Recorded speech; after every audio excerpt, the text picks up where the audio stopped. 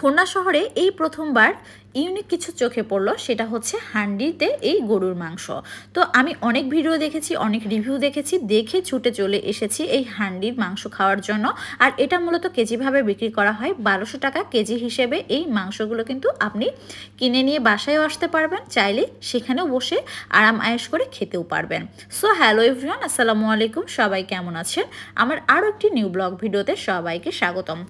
আসতে আসতে অনেকটা লেট করে ফেলেছি, প্রায় 3টা বাজে। এই জন্য একদমই লোকজন কম ছিল, কারণ 11টা থেকে 1:30 2টার মধ্যে লোকজন বেশি থাকে। একদম ভুল সময়ে চলে এসেছি, তো ব্যাপার না। আর এটার লোকেশন হচ্ছে খুলনা বয়রা মেন রোড থেকে একটু ভিতরে, আর সহজে বলতে গেলে মনোজান সরকারি স্কুলের একদম পেছন সাইডে। আপনাদের সুবিধার্থে লোকেশনটা আমি বলে দিলাম।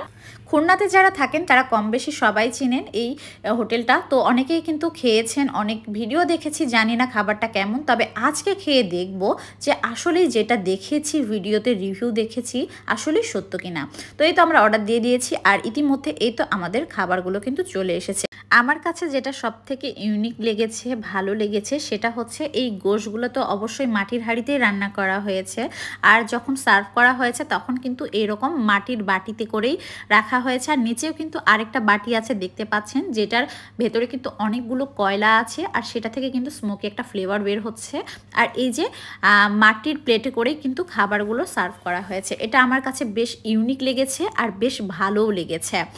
চলেন, অনেক তো বকবক করে ফেললাম, এবার খাবারগুলো টেস্ট করে দেখতে হবে যে আসলে যেমনটা শুনেছি, যেমনটা দেখেছি, এটা কতটুকু সত্য। তো এই তো ইভানের বাবা আমাদেরকে উঠিয়ে দিচ্ছিল। তো আমরা গেছিলাম টোটাল 5 জন, কারণ আমি, ইভানের বাবা আর আমাদের 2টা ছানা, আর সাথে ছিল ইভানের বাবার কলিগ। তো এই টোটাল 5 জন মিলে কিন্তু আমরা এই খাবারটা খাবো। আর শুরুতেই বলেছি এই হান্ডিগুলো কিন্তু আপনার কেজিভাবে বিক্রি করা হয়, আপনি চাইলে পার্সেলও বাসায় নিয়ে আসতে পারেন, এখানে বসে খেতেও পারেন। প্রতি কেজি 1200 টাকা করে বিক্রি করা হয়।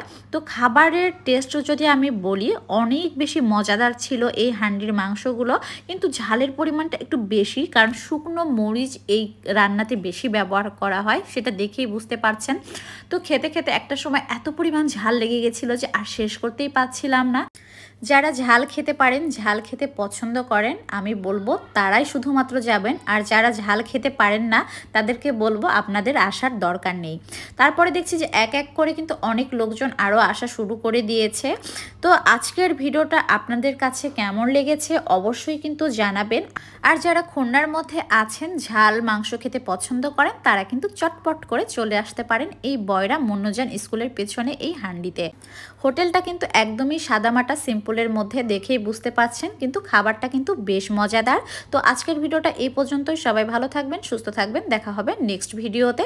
আর ভিডিওটা ভালো লাগলে লাইক, কমেন্ট, শেয়ার করে পাশে থাকবেন। আরও সুন্দর সুন্দর ভিডিও পেতে হলে কিন্তু পেজটা ফলো করে দিতে হবে। আল্লাহ হাফেজ।